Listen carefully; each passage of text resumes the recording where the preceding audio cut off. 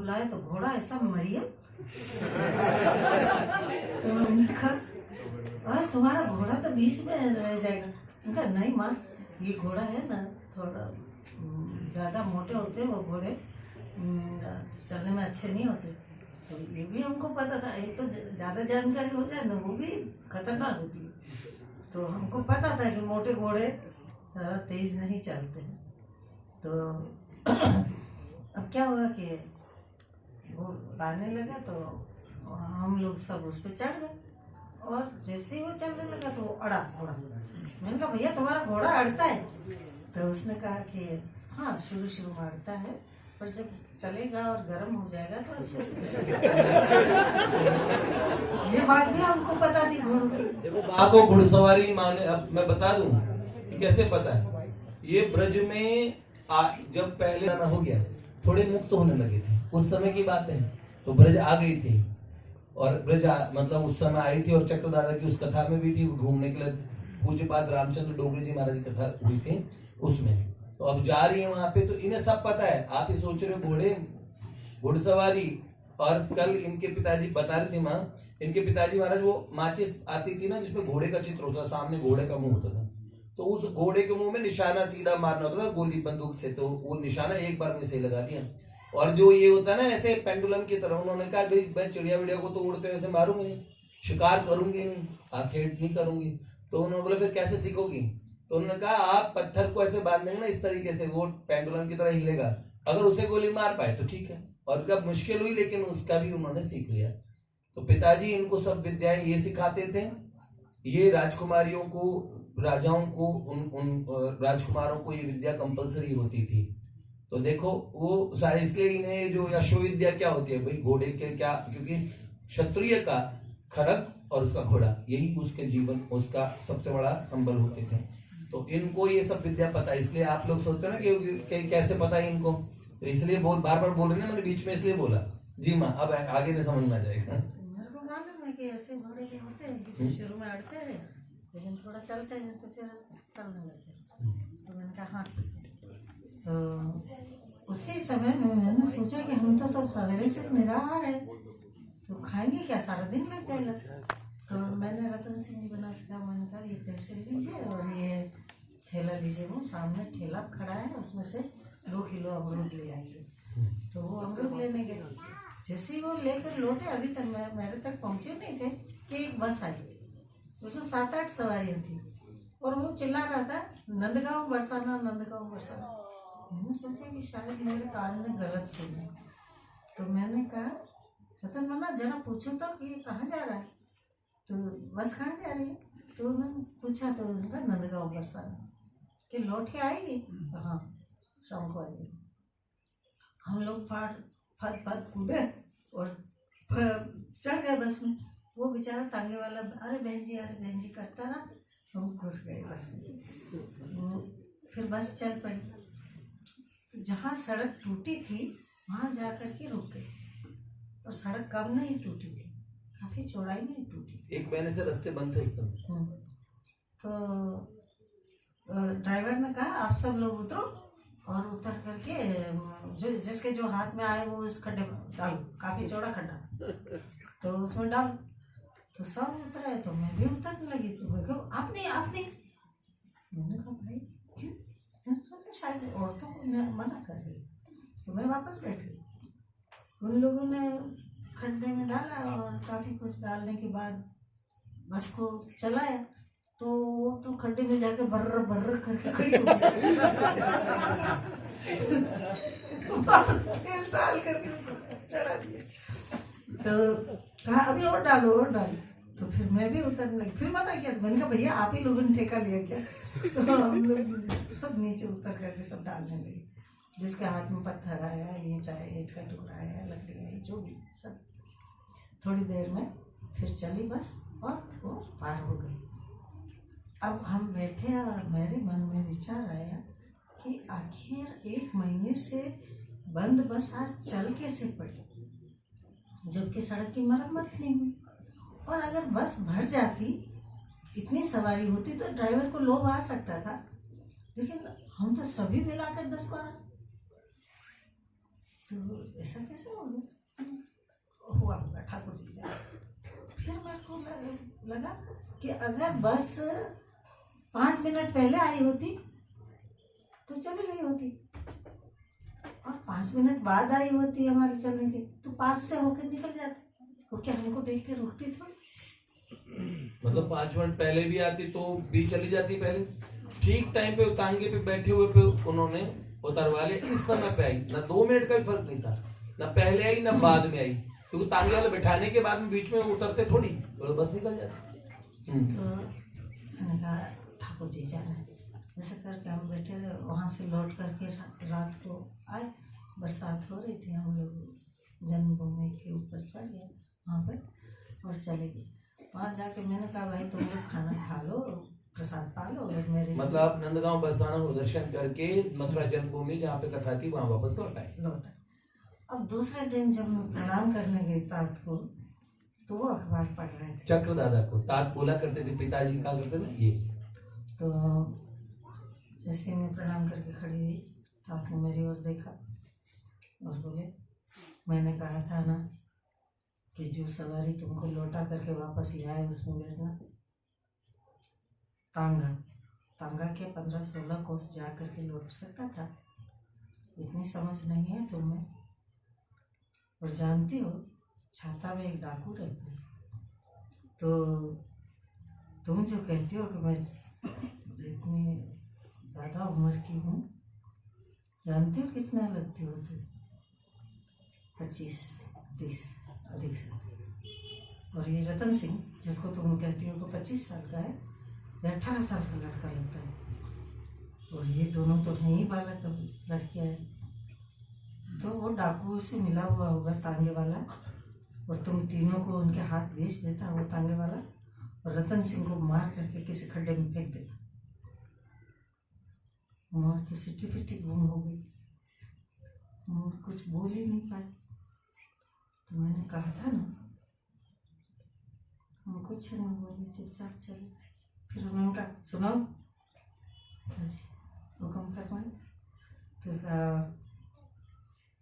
कल मुठभेड़ में वो डाकू मारा गया, पढ़ लो इसमें। हमने नहीं लिया अखबार, हाथ में चले गए चुपचाप। हमने सोचा था आपको किसे पता चले। देखिए वो जो रिक्शे वाला थी और चक्र दादा के जीवन की ऐसी घटना है। बाबूजी से पूछ के चक्र दादा ने कहा था कि मुझे काठमांडू पशुपतिनाथ जी के दर्शन करने हैं ना माँ, और तब बाबूजी ने हाँ अनुमति दे ही दी थी। हाँ ठीक है वो कोई विशेषांक निकलना था ना, हाँ सतकथांक था शायद। हाँ सतकथांक था। तो कहा कि मैं अकेला जैसे तैसे खटूंगा। तो तात ने कहा ये ऐसे क्यों बोल रहे हैं आप, मना करना है तो सीधे मना कर दीजिए। तो भाई जी ने तो बाबूजी ऐसे धीरे से बोले तो कहा कि नहीं आप कहेंगे तभी हम जाएंगे।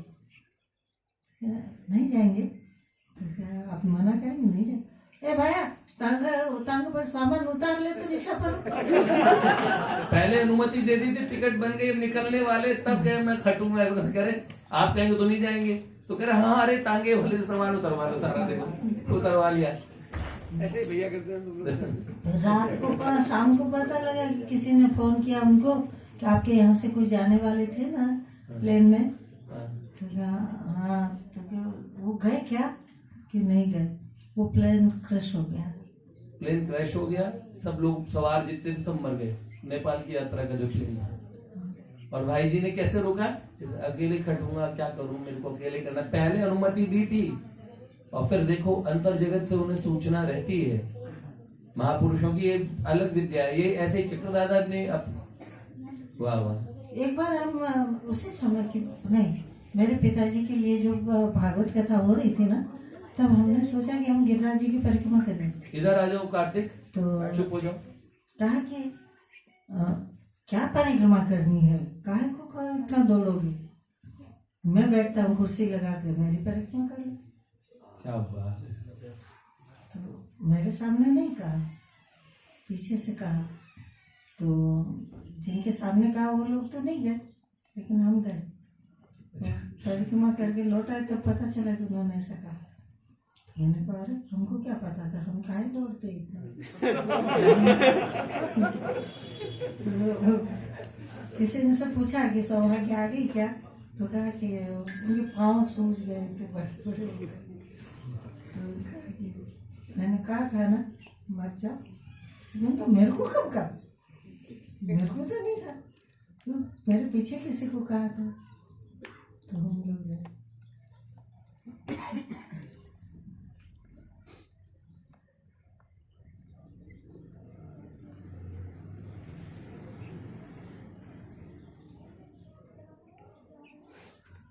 कितनी घटनाओं का संकलन आप सुनेंगे तो सुनते ही रह जाएंगे।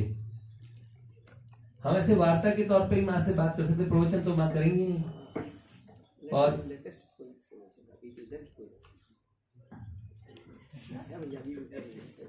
बहुत घटनाएं भंडार है, क्या हुआ? नहीं माँ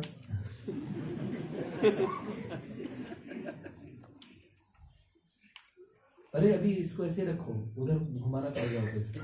मेरी तरफ का इंटरव्यू ले रहे ना मैं आपका। अभी एक जर्मनी वाली एक कालशिला की माँ, वह उनका इंटरव्यू लेके आया था मैं। तो आप उनका लीजिए ना, मेरा अब मुझे माँ कोई कई समय से कोई अच्छा इंटरव्यू नहीं मिला था, मैं सोचा अब आप मिल गए। हमको ये और है, नहीं आप हमारे हैं। वीआईपी है क्या? वीआईपी तो बहुत छोटे होते हैं माँ। हम तो कुछ नहीं है भैया। हम श्री राधा जू के बल अभिमानी, टेढ़े रही मोहन रसिया सो बोलत अटपतिवानी। माँ से आप कोई बात करेंगे, वैसे माँ से मेरी बात हो रही, माँ कह रही तो ठाकुर जी इनसे 5 दिन छोटे हैं। छोटे तो हैं। हाँ छोटे तो हैं ही। और आप ऐसे न समझना 81 वर्ष का ही समझ लो, 13 वर्ष की है माँ बस, ठीक है ना। ये सब पंचायती करने की क्या जरूरत है? ये माँ ये तो अपने कहीं अपने लोगों को एक छोटा सा कुंज, उस कुंज में सब सखियों से ये सब सखियां है माँ, ये सब कुंज में। आपको कोई नहीं मिला, मैं ही मिली क्या? अच्छा सही, एक बात बताऊं, सखियों में आयु नहीं बताई जाती, बहनों माताओं को आयु बताना बहुत बेकार लगता है, ठीक है। तो इसलिए बहुत ही एक सुंदर बात है। अभी हम चक्रदादा की एक अनुभूति हम लोगों ने सुनी, पूज्य बाबूजी की सुनी, राष्ट्र और देश के विषय में। देखो अभी राजमाता नहीं बोल रहे, ये सब बातें तो वो अभी मरी नहीं क्या, अभी जिंदा है? राजमाता नहीं मरी ना माँ। क्यों? वो राजमाता नहीं मरनी चाहिए, क्यों? आवश्यकता पड़ती है उसकी माँ। नहीं सुना है तुमने, मेरा वचन ही मेरा शासन है। तो अब बताएं आपको, आज हमारी राष्ट्रभक्तों देशभक्तों के ऊपर बात हुई। इन्होंने जयमल फत्ता जी का जो चरित्र था उस विषय में बताया, फतेह सिंह जी का। अगर हम कहें, हम अपने ऐसे राष्ट्र पुरुषों को, ऐसे महापुरुषों को, हमारे पूर्वजों को हम ध्यान रखेंगे, हम जड़ों से जुड़ेंगे। इन्हें तो घटनाएं उन लोगों के नाम सहित ध्यान में है, लगभग कौन सा कालखंड था, क्या था, क्या समय था। बहुत सुंदर, इन्हें वीरता की गाथाएं बहुत प्रिय है। इनके पिताजी ने, क्योंकि वहां पे क्या होता है, हमारे यहाँ गढ़ में माँ बोलते किलकारी, किलकारी होने वाले मतलब गढ़ में राजा वो बलि देंगे, तो वो होती है तो भाई गढ़ में किलकारी। तब तो हमें समझ नहीं आता किलकारी क्या होती है। फिर बजरंग ठाकुर साहब आए हुए तो उस समय ऐसा होता था।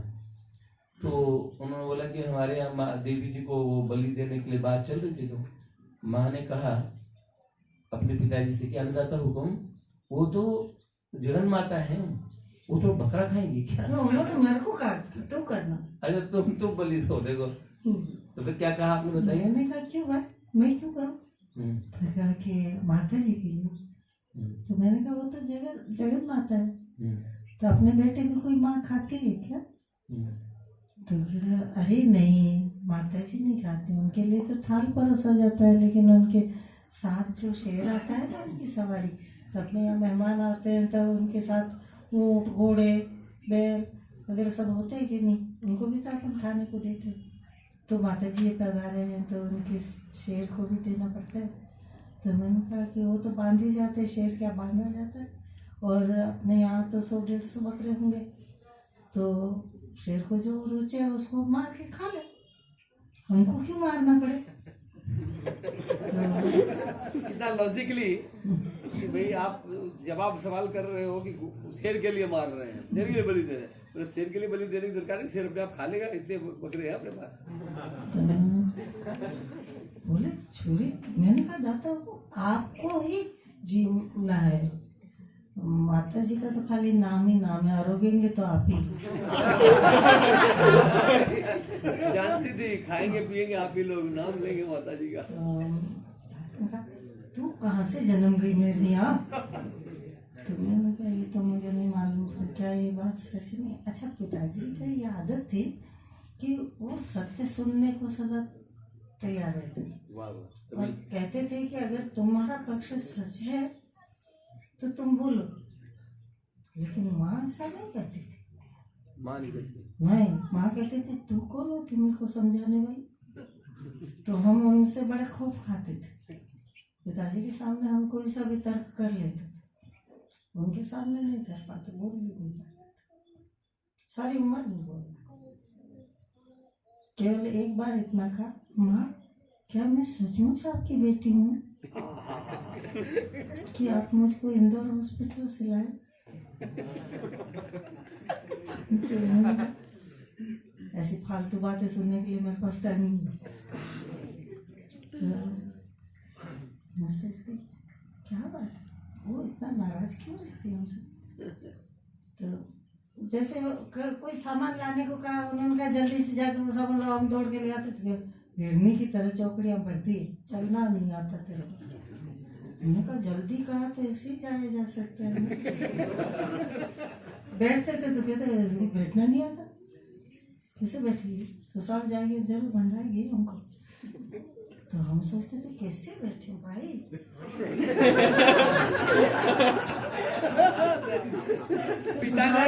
पिता ने पुत्र की तरह पाला, ड्रेस पहनाई, लड़के जैसे करते हैं वैसे करवाया, माँ बोलती लड़की साफा बांधना भी आता है हमको, धोती पहनना भी आता है, सब आता है। कह रहे देखो पिताजी इनसे बंदूकें चलवाते थे, सब करवाते थे, तो इनकी माता जी ने किचन में रहती थी, तो पिताजी कहते क्या जरूरत है, दासियां देंगे हम साथ में दहेज में, तो वो बनाएंगी, भोजन हो जाएगी, क्यों बनाएंगे? तो इनकी माता जी ने कहा अगर पता ही नहीं हुआ खुद कि क्या किस चीज में क्या कमी है, खुद पता होगा तभी तो दासियों को कमी बताएंगी, तो बोले आना चाहिए इन्हें काम।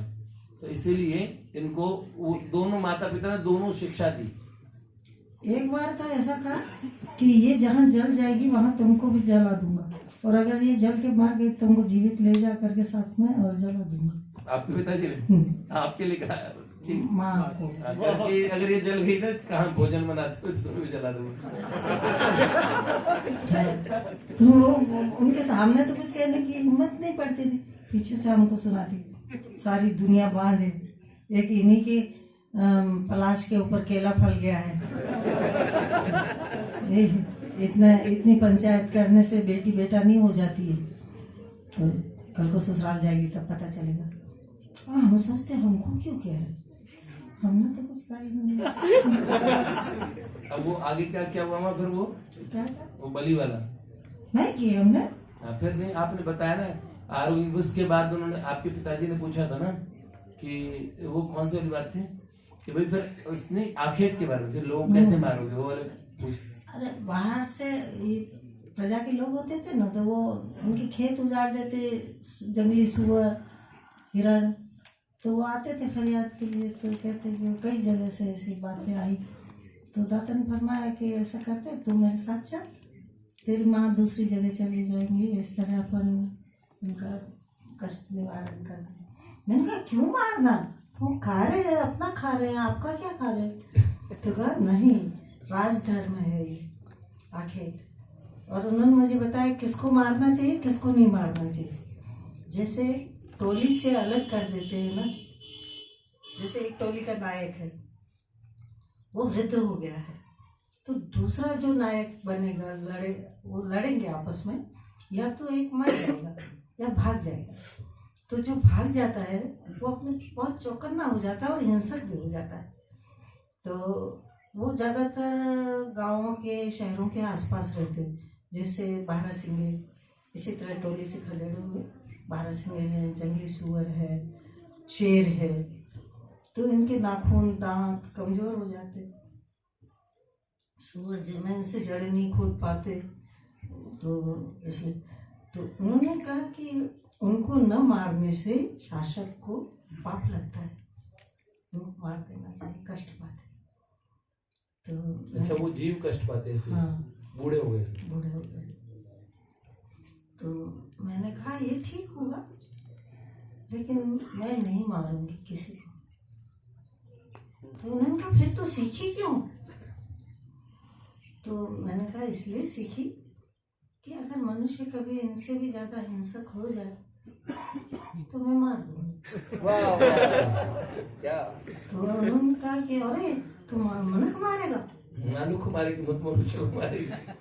तो मैंने कहा कि ऐसे तो मेरे को किसी को मारने की इच्छा नहीं होती, पर अगर वो मनुष्य जानवर से भी बदतर हो जाए तो फिर उसको क्या करें? तो मारो नाम मत बदनाम कर से हो। मैं फिर आपका नाम क्यों बदनाम करूँ? तो मैं नहीं गई।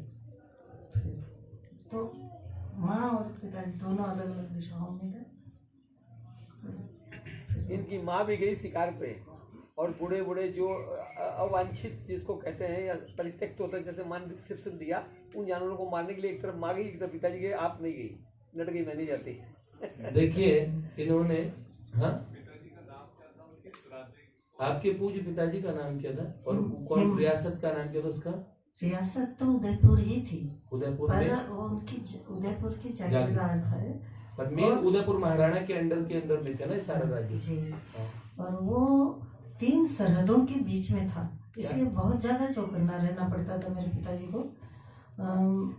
महिसागर नदी है, उसके परले पार से बांसवाड़ा रियासत चालू, और वहां से एक कोस प्रतापगढ़ चालू की सरहद चालू हो जाती थी, इधर उदयपुर था, और 8 कोस के अंतर पर डूंगरपुर की रियासत चालू हो जाती थी। तो इस तरह 3-4, तो अपराधी क्या करते थे कि इस रियासत में कोई अपराध करके दूसरी रियासत में चले जाते, ताकि यहाँ का राजा का नियम दूसरे राज्य में नहीं लग पाए। नहीं, और ढूंढना भी मुश्किल होता था दूसरे के राज्य में घुस करके।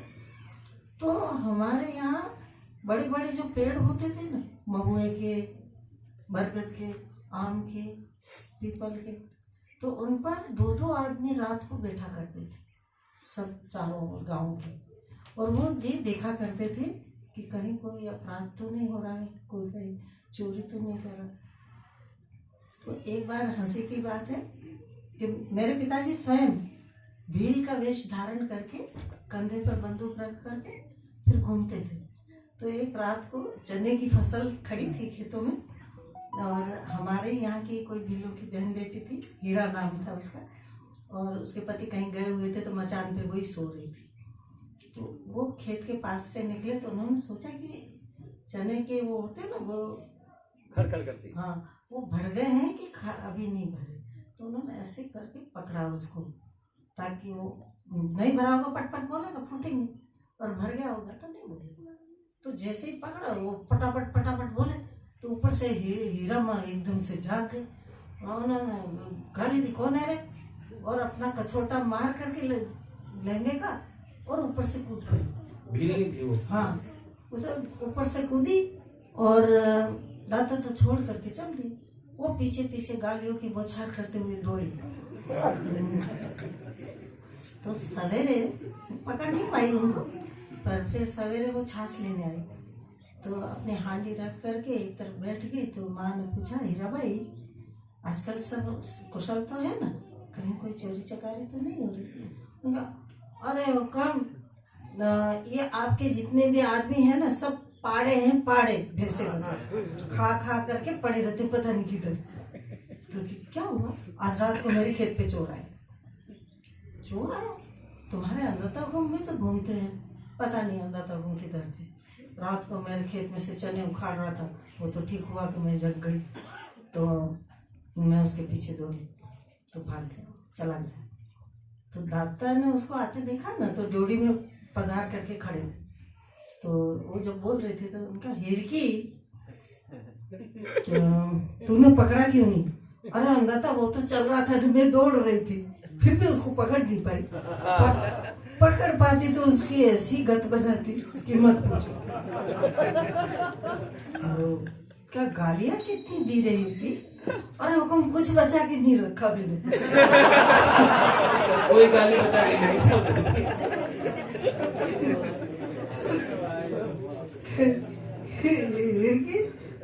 तूने तो आदमियों को भी गाली देने में पीछे छोड़ दिया।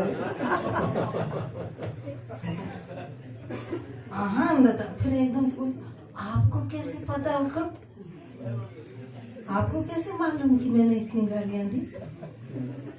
तो वो तो मैं ही था रे। ओ बाप, मैंने तो बहुत गाली दी। तू क्या समझी थी कि मैं तेरे खेत से चने उखाड़ना है? अरे मैं तो देख रहा था कि भर गया कि नहीं भरे। अब वो बेचारी इतनी गम में डूब गई, माँ को इतनी हंसी आई। उन्होंने कहा, हाँ पता तो चला कि औरतें भी गाली देती हैं। देखिए, एक बात माँ के मुंह से निकली, उन्होंने कहा, हमने देखा है कानून न्याय कैसा होता है। जैसे राजाओं को प्रेजेंट किया था वैसे कुछ भी नहीं था। इतना अच्छा शासन होता था, हमने इतना अच्छा न्याय देखा है, कोई न्याय लटकता नहीं था। राजा धर्म के हिसाब से शासन करते थे। अभी तो ऐसा दिखाते जैसे राजा नहीं हुए, मुल्ला दो प्याजा हुए, उल्लू के पट्टे। बताओ तेरे राजाओं को ऐसे दिखाते हैं? सही बात है।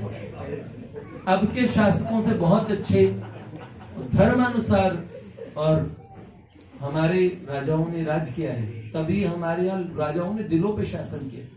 हम अगर कोई हमारे राजस्थान में जाए और रियासतों में जाके देखे तो राजा का सम्मान, जैसे लोग नेताओं को गाली बकते हैं, हमारे यहाँ घरों में भी लोग राजाओं के गीत गाते हैं। अगर ये नगरी है ना राजाओं के प्रताप से, हम अपनी हमारे घरों की शादियां हो, गणगौर हो, गौरल पूजते हैं, तब तो हर की बहन, सबको पता है अपने गांव के राजा का नाम। अब उनके जो कुंवर है उनका नाम भी पता होता है, राजा इंद्र सिंह जी, राजा भीम सिंह जी, राजा जय सिंह जी, फिर अब राजा भंवर सिंह जी के प्रताप, ऐसे नाम होते हैं। आज भी शीतला माता पूछते हैं ना, तो राजा के नाम से मोहब्बत निकलता है। हाँ माँ, हमारे तो बहुत सारी चीजें राजाओं के हिसाब से होती है। होली के दहन होता है ना, तो राजा माँ गिंदड़ होता है, हमारे 40 दिन का ही होता है होली के ऊपर, वो भी राजाओं के यहाँ गढ़ में होता है। बहुत मतलब, तो आप देखेंगे राजस्थान बोलने में राजस्थान है, पर रजवाड़ों के ही मूल से होने से आप लोगों को एटिकेट्स कितना देखेंगे। माँ से मैंने बोला, माँ ने बोला ठाकुर साहब, मैंने कौन? माँ आपके पुत्र। माँ ने कहा हमारे ऐसे नहीं बोलते, ऐसे कहते हैं आपका बेटा, आपका पुत्र, ऐसे बोला करते हैं। तो माँ ने कहा मैं आपका पुत्र ना? उनका हाँ ठाकुर साहब। फिर बोला अपनी बहू रानी को ठकुरानी साहब। अब क्या माँ को माँ साहब, अब बोला ना आपको बाई महाराज। बाई महाराज मतलब ननद को बोला बाई महाराज, माँ ने बीच में बोला था ना उनके। तो कितना ये चीज आप समझ रहे ना, ये बहुत और एक रिस्पेक्ट वाली संस्कृति हम लोगों की। हम अपने अतीत को ऐसा समझ रहे कि हम ऐसे ही थे, बड़े अत्याचारों से नहीं। हमारी क्षत्रिय जाति आज कम क्यों हुई? आप याद समझ रहे, ये चोटी, ये धोती, ये मंदिर, ये जितने बचे हैं, आप जानते हैं जब अरब से इस्लाम निकला था ना, तो ये बर्बरियंस का एक ग्रुप था, बहुत भयानक तरीके से और हमले हुए थे उस समय। मंगोल आते थे, ये आते थे। भारत क्यों बचा रहा अपनी संस्कृति के साथ में? सारे विश्व, अफगानिस्तान का कोई दिखता है? पर्सिया था, ईरान, पारसी लोग रहा करते थे। कब वो शिया मुसलमानों गढ़ बन गया? किसी को पता है पर्सिया आज कहाँ है? दुनिया में किसी को नहीं पता। मेसोपोटामिया की सभ्यता, सब सभ्यताएं पुरानी थी ना। मिस्र की सभ्यता थी पुरानी, खत्म। सब सभ्यताएं, इसलिए क्योंकि बहुत सारी हमारी ऐसी जातियां जो होम हो गई सदा के लिए, आज उनकी तादाद बहुत कम है, आज वो लोग कम हो गए। ऐसे कहते हैं ना, ये पिक्चरों में दिखाते हैं, हमारे एक नैरेटिव सेट कर दिया गया कि ठाकुर है उसका मतलब बलात्कारी, खराब, बेकार, और पंडित ढोंगी है, ब्राह्मण ढोंगी है। कैसी कैसी बात बताते हैं कि पंडित जी डरपोक होते हैं। लो बंदा बैरागी को जो जानते हैं वो समझ लो है। नहीं भैया, पंच उस प्यारों समय में करीब करीब सामंत काल में करीब करीब चारों वर्ण क्षत्रिय थे, देख लो, चारों वर्ण तलवार चलाते थे। चारों वर्ण, शूद्र भी हमारे लड़ाके थे। मैं कल या 1-2 दिन में 3 दिन जब भी मौका मिलेगा आपको बताऊंगा, तैमूर लंग से जो हमारी 36 बिरादरियों ने मिलकर लड़ाई की थी, हरिद्वार तक ऐसी घटना हुई। तो वो बता रहा था कि उसमें धूला भंगी था, जोगराज सिंह गुजर था, एक जाट था, एक पंडित जी थे, एक तेली था, और ऐसे इन 5 लोगों ने और 80,000 लोग इकट्ठे किए। खाप पंचायत हुई हमारी। तो यहाँ मुजफ्फरनगर के पास में खाप पंचायत, दुराला है ना, दुराला के पास में यहाँ पे बहुत बड़ी खाप पंचायत की। हिसार से लेकर सब जाटों बोला हम 36 बिरादरी हिंदू हैं, ऐसे कह के जोगराज सिंह गुजर जी को और मेन हेड बनाया गया था। 320 किलो वजन था उन महापुरुष का, 7 फुट 9 इंच के थे, और ऐसे दूल्हा भंगी 280 किलो का, धाड़े मारता था। धाड़े मतलब तो सीधा डाका, डकैती करता था, खुले में डकैती, चैलेंज वाले डकैती, छुप छुप के टाइम दे देंगे कि भाई इतने बजे आऊंगा, लूट के ले जाऊंगा, रोक सको तो रोक लो। वो अब जब देखा ना देश मातृभूमि पे आई तो बोले किसका डाका, कौन सा डाका, अब तो इस देश का तो खाया है डाके बार मार के। तो उसने कहा ठीक है, तो गीता जी की सौगंध खा के कि आज से मेरे जीवन का पश्चाताप यही होगा कि तैमूर लंग से लड़ेंगे। 40,000 स्त्रियां, जिनमें जाटनियां थी, त्यागी औरतें, त्यागी ब्राह्मणियां, रवे राजपूत, पूरी आप समझ लो, इतना भीषण युद्ध हुआ। किसी को भी नहीं पता इतिहास में, कोई हमारे बताता नहीं कि हम लोगों ने तैमूर लंग को यहाँ से अधमरा करके भेजा और वहां जाके मरा है। पर ये देखो, हम बताते कि उस लंगड़े ने आके इतने लोगों को मार दिया। ये सब नहीं, भारत का गौरव में इतिहास बताना चाहिए हमारे बच्चों को। पहले है ना, देखो भगवत भक्त कब होंगे, जब अपने राष्ट्र धर्म का, अपने जो धर्म है ना, उन बाकी धर्मों का सही से पालन करेंगे ना, तो भगवत भक्ति कच्ची नहीं होगी। हृदय से प्रभु का रहना है। पर हमारे प्रभु ने ये सुंदर, आप सुनिए, वृंदावन, मथुरा, ये सब सुरक्षित क्यों है? आज हम ब्रज में जाके भजन करना चाहते हैं, तो कुछ लोगों ने तो प्रताप से, अपने शौर्य से उस ब्रज को जीवित रखा है, उस भयानक आक्रांताओं के काल से भी। इसलिए अपने बच्चों को हमें ये शिक्षा ये भी देनी चाहिए। और ये माँ जैसे ये लोग है ना, ये गवाह है उस चीज की, जिन्होंने दोनों चीजें देखी है। ठीक है, वर्तमान युग को भी देखा है, निंदा किसी की भी नहीं की, लेकिन उन्होंने उस युग के बारे में सही पिक्चर बताया कि ऐसा था।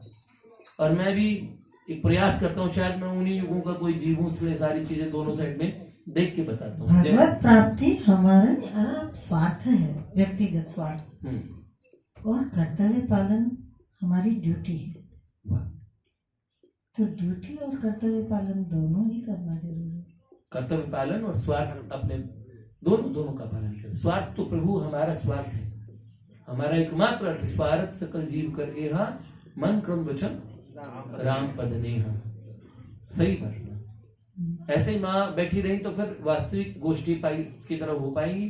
पूज्य पिताजी का आज को अवसर नहीं हो, विनीत भैया को आगे बुला लेंगे, क्योंकि इनको भी हमने 2-3 दिन जबरदस्ती रोक ही लिया। कल जाने वाले थे। ऐसा है कि अभी माँ जब तक यहाँ है, 2 तारीख तक माँ यहाँ है, सुन लीजिए आप। हाँ, 1 तारीख, सॉरी 1 दिन मेरी से गलती हुई, 1 तारीख तक माँ यहाँ है। और जब तक माँ यहाँ है तब तक माँ के साथ जो ये वार्ता हो रही है सत्संग की, ये यूं ही चलेगी। और एक भैया से हम लोगों ने शेयर किया कि जहाँ भैया का ये कार्यक्रम हम लोग 7 दिन 9 दिन का करेंगे, उस कार्यक्रम में माँ का माताओं बहनों के लिए गोष्ठी रूप के अंदर, मैं प्रवचन नहीं कहूंगा कि प्रवचन कहते उखड़ जाइए, अभी बोलना शुरू कर दी, मैं कुछ नहीं जानती, मेरे को ज्ञान नहीं है, इसलिए इस तरह की गोष्ठी जो अभी हो रही है, इसमें जहां जाएंगे वहां 1 घंटे का समय अगर माँ के लिए रहेगा, और साथ साथ में भैया का जो कृष्ण चरित्र चलेगा। मेड़ता का इच्छा है कि मेड़ता में ये मेड़तियों बहुत सुंदर, बहुत ही सुंदर। तो ये बात पक्की है कि माँ हम लोगों के आगे के कार्यक्रमों में हम लोगों के साथ रहे, अगर इनका स्वास्थ्य ठीक रहे। हम सभी जितने भक्त यहाँ बैठे हैं, सबसे हाथ जोड़ कर निवेदन करूंगा, माधव राधा रानी से प्रार्थना करें कि माँ को खूब स्वस्थ रखे, शतायु भव, माँ 100 साल की हो और हम लोगों के साथ भैया की मन ठीक रहे, 100 वर्षों तक मन ठीक रहे, मन ठीक और रहे, फिर बिल्कुल ठीक ठाकुर जी रहे, मन आने और लगे। मन के अंदर में और ऊर्जा माँ के भर दे, छतरानी वाली ऊर्जा और हमारी राधा रानी की जो प्रेम वाली ऊर्जा, ताकि माँ भी प्रेम उड़ेल सके हम लोगों पर। माँ ने अपनी सारी पूंजी हम लोगों को दे दी है, ये मैं अनाउंस कर रहा हूँ आप लोगों के सामने। कल क्लियर कट बात हुई, आप जो बोल रही है मैं सुस्त हो गई हूँ, मैं अंदर से बिल्कुल ऐसी हूँ, मेरे में कुछ नहीं है, ये सब इसका कारण है कि आप केवल स्वार्थी है। आप सब जगह जाती है, लूट लेती है, संतों को लूटती है, सब जगह लूटती है, लेकिन ये यहाँ जहाँ पहुंची है आप, यहाँ लुटेरा खुद बैठा हुआ है। और इसके साथ में ये जो ग्वाल बाल आपको दिख रहे हैं, कल माँ ने अपने मुंह से उद्गार कहे, मैं बता रहा हूँ, मैं अपने मन से नहीं कह रहा, कि यहाँ तो एक से बढ़कर के एक है, मैं किसको कहूँ, एक से बढ़कर एक। मैंने कहा बिल्कुल सही सेंटेंस बोल रही है, यही मेरी भी बात थी। ये जो मिले हैं, जो दिख रहे हैं। कमल दीदी के एक शब्द बताता हूँ, उन्होंने कहा भैया यहाँ अंतर जगत खेल रहा है, जो बहुत समय बाबा बाबू जी के समय में गीता वाटिका में हुआ करता था, वो अब नारदीय निकुंज में हो रहा है। एक बात, और एक बड़े गोपनीय महात्मा जो शायद यहाँ पे पहुंचेंगे, उनका हमें दिल में रखना पड़ेगा। 16 घंटे ध्यानस्थ रहने के बाद उसी राज्य में उनकी गति रति हुई, और इसलिए उनके विषय में ज्यादा नहीं बताएंगे। तो उनका ये कहना था कि प्रगट, आप समझ लीजिए, उस निकुंज से बाहर आप झांकने की आपको कोई आवश्यकता है नहीं, आपको सारी वस्तु उपलब्ध है। तीसरी बात, पूज्य पिताजी तो सदा से कहते ही थे, और हमारे ब्रज के कई रसिक संत महात्मा आए, वो सब ये कहते ही हैं, उनके ठीक उद्गार ऐसे ही थे। अब पूजा माँ ने भी उस पे मोहर लगाई, बहुत अच्छी। और प्राची जी ने एक शब्द कहा था, ये स्वरूप से विस्मृत ये कुछ ऐसी दिव्यात्माएं यहाँ पहुंच गई हैं, जो यहाँ की महिमा बड़ी भारी हो गई है। तो इसीलिए इसी जीवन काल में अपने स्वरूप की प्राप्ति, स्वरूप का बोध, भगवान से अपने संबंध का बोध, प्रिया प्रियतम की उन माधुर्य में, उन लीलाओं का हम वास्तव में साक्षात अभी उनकी अनुभूति इसी काल में शीघ्र अतिशीघ्र कर सकते हैं। ठाकुर जी ने ऐसी हाट लगाई, ऐसा बानक बनाया है। नारदीय निकुंज प्रत्यक्ष देवर्षि के और संकल्पों से चल ही रहा है।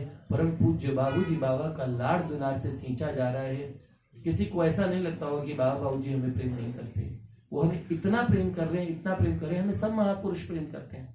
जिन महापुरुष के सामने चले, पूज्य मुलुक पीठ सरकार भरी सभाओं में जब ऐसा कहते हैं, लाइव चैनल पे लाइव कथा के बीच में ऐसा कह रहे हैं, मेरा बस चले इन बच्चों को पहले गोद में ठाकुर जी बिठा दूं, एक एक की गोद में। शब्द याद होंगे आप सब लोगों को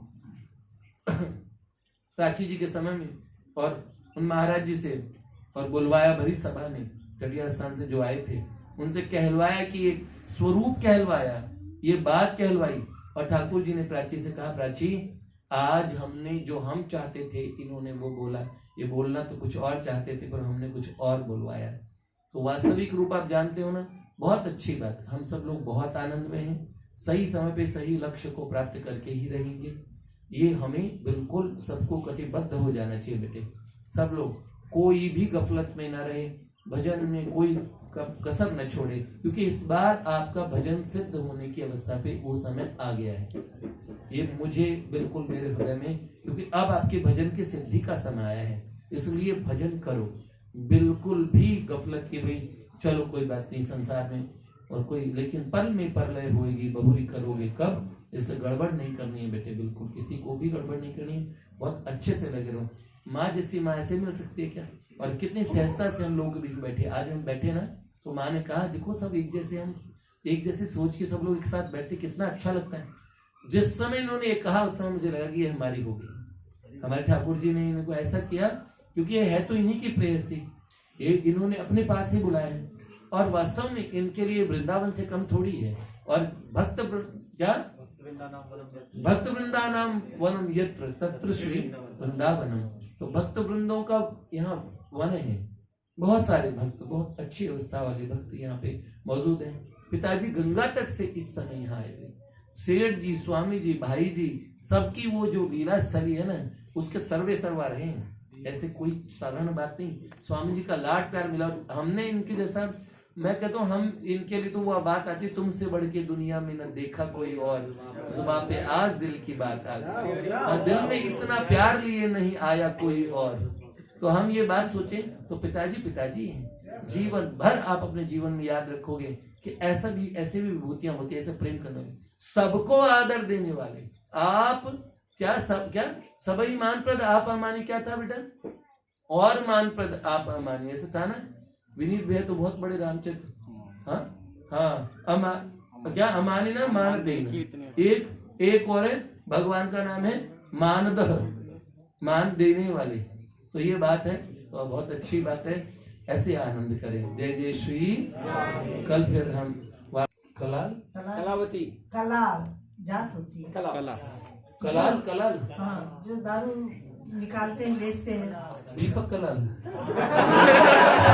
मैंने नाम सुना है, वो बहुत ही अलग है, सच्ची तो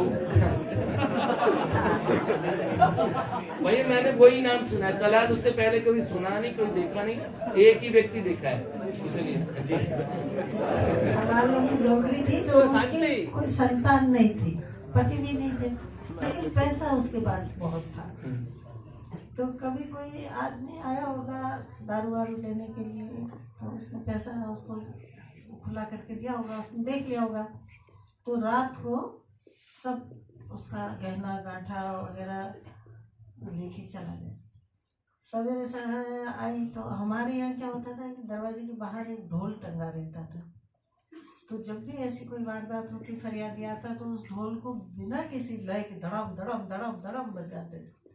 तो जो पुरुष जहाँ होता था, खेत में हल जोत रहा है, रोटी खा रहा है, कुछ भी कर रहा है, दौड़ के भाग आते थे, वहाँ पर इकट्ठा हो जाते थे। हमारे मुनादी के लिए होता था। हाँ, तो हमारे घर में मूंगफली की और भुने चने और भुने मूंगफली की बोरियां खड़ी रहती थी, और बकरे के बच्चे जो मर जाते थे उनकी खाल पका करके पानी भरे हुए ऐसे टंगे रहते थे, तो वो लोग एक एक अपने पीठ पे बांध लेते थे और ऐसे अपना पिछड़ा खड़ा करके, तो एक बर्तन भर करके, जैसे सोमवार और पूर्णिमा और शुक्ला द्वितीया के व्रत करते थे उधर लोग, तो ऐसे दिन होते थे तो मूंगफली नहीं तो चने भुने हुए, उनको एक बर्तन रखते थे, वो भर भर के उनको ऊंधा देते ताकि रास्ते में भूखे नहीं मरे, और सब इकट्ठे हो जाते थे। उनमें एक दो होते थे जो खोज देखते थे पैरों के,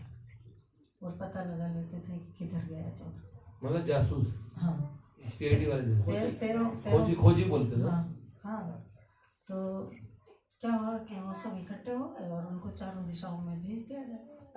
लेकिन 8 दिन हो गए, पता नहीं लगा चोर का। करीब करीब 8 दिन में कोई सा भी केस हो सुलझ जाता था। तो उस नौकरी ने किसी के सामने कह दिया कि सबके तो 7-8 दिन में मिल जाते हैं, मेरे ही क्यों नहीं मिले। कहीं अंदर तो हुक्म की हाथ होगा, या मतलब इच्छा होगी, क्योंकि मेरे तो आगे पीछे कोई है नहीं, मेरे मरने पर सब राज्य में ही तो मिल जाना था। तो ये बात किसी ने आके दाता से कही, तो उन्होंने कुछ कहा नहीं, लेकिन 1-2 दिन के बाद में सब मिल गया। तो सब जमा करके उसको बुलाया और कहा कि देख ले तेरा कुछ बाकी तो नहीं बचा। तो उसने कहा नहीं, सब आ। फिर दाता ने कहा कि बहुत लोग इकट्ठे हो गए थे, तो हमारी जागीर के लिए दूसरे गांव के लोगों को भी बुला लिया गया था। तो कहा कि इसने ये कहा है लोगों के सामने, किसी के सामने, कि मेरा इस चोरी में मेरा हाथ था, तो मैं तुम्हारी रक्षा करने के लिए यहाँ बैठा हूँ कि तुम्हें लूटने के लिए बैठा हूँ। मेरे मालिक ने मुझे बहुत दिया है, बाढ़ खेत खाने लगेगी तो खेत की रक्षा कौन करेगा। तो आज इसकी परीक्षा हो जाए। तो लोगों ने उसको गालियाँ देनी शुरू की, तो बना अकल की है कि अकल चलवा पड़ेगी, कोई कुछ कहे कुछ नहीं, आतंक करना है, इसको कुछ मत कहो। उसका सामान सब लोगों के हाथ उसके घर भिजवा दिया, और फिर एक आदमी को बुलाकर कहा कि 9 हाथ लंबा, 2.5 हाथ चौड़ा, 1.25 हाथ गहरा खड्डा खोद दिया उसमें। 9 हाथ लंबा, हाँ, और 2.5 हाथ चौड़ा हाँ, और 1.25 हाथ गहरा। उसमें लकड़ियाँ भर दी और आग लगा दी और कहा कि अगर मैं सच्चा होऊंगा तो मुझे कुछ नहीं होगा, और अगर यह सच्ची होगी तो मैं चल जाऊंगा। तो वो गमेती होते हैं ना, हर गांव में एक गमेती होता है, मतलब सरदार। तो वो 6 गांव के लोग खड़े हो गए, गमेती लता ऐसा नहीं हो सकता हमारे रहते। तो क्यों नहीं हो सकता? क्या हमारे रहते आप चलेंगे इस पर? जब अंगारे हो गए ना तो क्या आप चलेंगे? हम है ना, ये तुम 6 लोग हो, आपकी ओर से हम चलेंगे। तो दाता ने कहा कि तुम 6 लोग हो, क्या 6 के 6 चलोगे? तो कहा नहीं, किसी एक को आप बता दीजिए। तो एक आदमी था कुमारी गांव का, उसके 7 पत्नियां थी और 7 ही घर थे उन पत्नियों के, और उसके कितने बच्चे थे उसको खुद को ही पता है।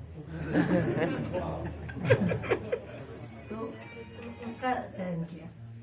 तो वो कपड़े लेके तो आया नहीं था बेचारा, तो अपना ऊपर का खोल करके डाल दिया एक तरफ और धोती पहने हुए महिसागर में कूद गया, जाके नहा के आया और अपने धोती को निचोड़ लिया जितना निचोड़ सकता, और आग के किनारे आग करके हाथ जोड़ के बोला है, हे अग्नि देवता, हे सूरज नारायण, अगर हमारे अन्नदाता का कभी किसी चोरी चकारी में हाथ न रहता हो तो मुझे बचाना।